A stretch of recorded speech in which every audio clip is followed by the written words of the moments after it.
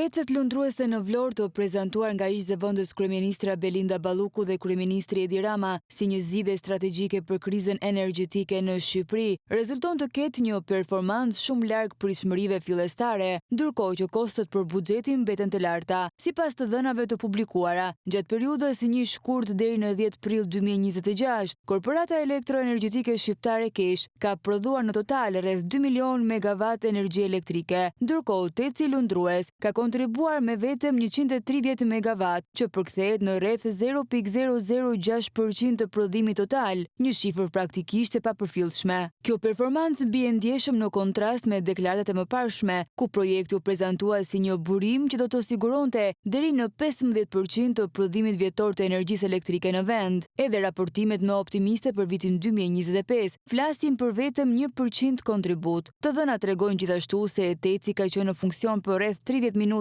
në muaj, ndërkohë që pagesa mujore për të arrin në $2.835.000. Kjo do të thotë se miliona dollar shpenzohen për një kapacitet që në praktik nuk përdoret. Ndërkohë, situata pritet të bëhet edhe më e debatueshme në muaj në vijim. Në gusht përfundon kontrata qiras për Tecin lundrues dhe pritet që KESH të marrë vendimin për blerjen e tij. Afera me Tecet e Ballukut është denoncuar edhe nga portali i specializuar i mjedisit, mjedisi.al, e cila është përndar edhe nga eksperti mjedisi Lavdosh Ferruni. Ky i fundit përmes një statusi në Facebook paralajmëron se edhe nëse nuk përdoret, çdo ditë që struktura qëndron e ankoruar në port, sjell kosto shtesë për qira dhe mirëmbajtje. Syri Televizion ka denoncuar disa herë këtë aferë korruptive përmes investigatimit të emisionit Plug.